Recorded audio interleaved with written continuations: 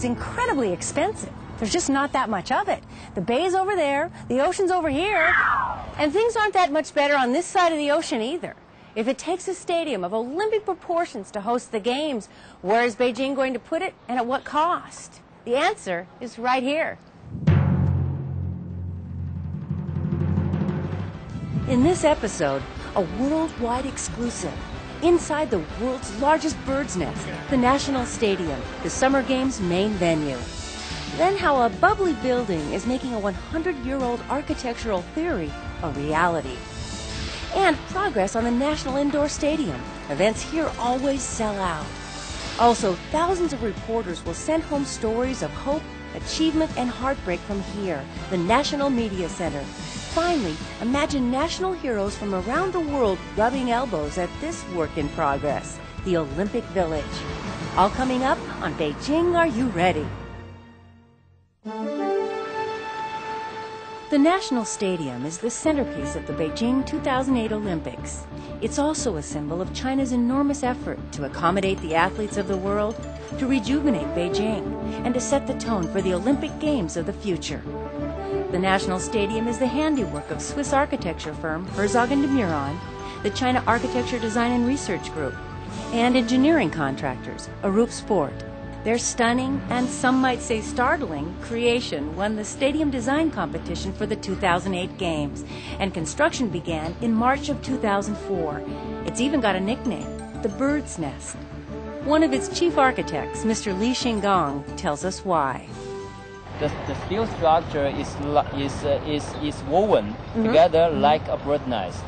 The Chinese media and Chinese people pick up this name. That is a very nice name. Not only correctly describe the structure, but also give a feeling of nature. In Chinese circles, birds' nests are edible symbols of prosperity, if for no other reason that they have very expensive ingredients. So it's no surprise that this larger-than-life bird's nest also comes with a hefty price tag. When finished, it will cost $423 million US. That includes the 22 miles of steel it takes to build this 1,083 feet long, 720 feet wide arena. As for the height, it's 227 feet tall, about the height of the Golden Gate Bridge at low tide. All right, it's November 2006. As you can see, the National Stadium is being built right here, so they've got a year and a half before this project is completed. Most of the 22 miles of steel goes into the 24 main support girders, which weigh in at 1,800 tons apiece. Hundreds of workers from all over China labor day and night to build this venue. Mr. Zhang Hengli is Deputy General Manager of the National Stadium. The biggest challenge, I think, for this kind of is the steel structure. This kind of the shape of the steel structure is very complicated. Also, these are not a formal, regular design. The last month, we just passed this very key period for the steel structure. We have taken off all the supporting system. At this moment, the bird nest already stand up by itself. Removing the support structure in September 2006 without any problems meant that the bird's nest had cleared its first major hurdle. It also had budget hurdles to clear, which meant that some ideas had to stay on the drawing board. Architects had to scrap the retractable roof, once a must-have feature, for both cost reduction and safety reasons. The first, the retractable roof is not the most important element for our design. The secondly, architecture is the kind of art which is much more related with the society, economy, political, many other elements of the society. It's not a pure art. Many things can happen in a big project, not only in China, not only this bird stadium, but also in America, or in Britain, or in Japan. We think this is normal.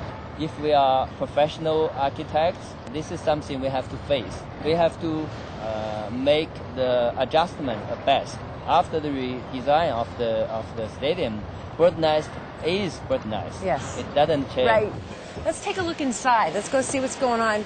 This will be our first look at the National Stadium. Before you reach the event floor, you enter a mezzanine area. This is where you'll find concession, It's meant to be people-friendly, reflecting only one of the 3 missions of the Beijing Olympic Games. The 2008 Olympic Games have more than competition as goals. Their goal is to be green, and of course that means to be ecologically friendly.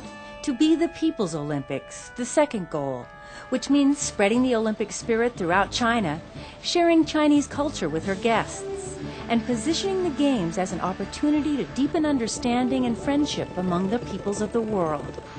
And the final goal of the Beijing Olympics is to be high-tech, to use cutting-edge technology in all of the venues and, of course, in the coverage of the Games.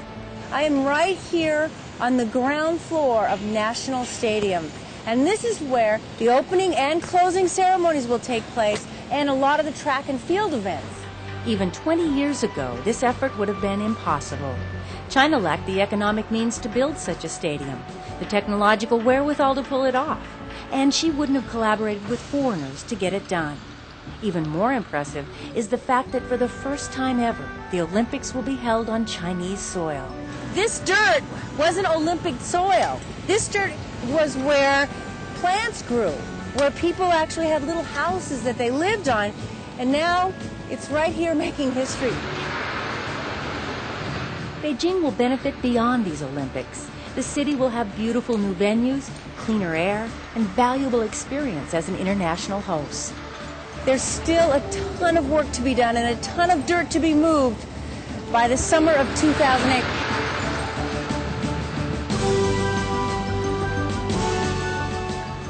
So are you on schedule? Yes, we control the schedule very well. How? Yes, because how? And one reason is our general contractor. They control all the section of the work very seriously, and they do very wonderful job. This is, I think, the main reason. Another reason is we are lucky. We revisited the bird's nest 6 months later, and it looks like they're on track to meet, if not beat, the deadline. The Chinese people's work style is to put their heads down and plow through a project without taking the time to rest or relax. They save that for after the work is complete. Behind the bird's nest, there's a futuristic structure. Nicknamed the Water Cube, it promises to be another architectural highlight of the Beijing Olympics.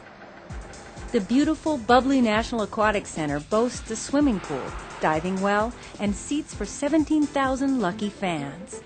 The cube will host swimming, synchronized diving, and water polo events. And by the end of the 2008 Olympics, spectators will have seen 44 gold medals draped around the necks of beaming athletes.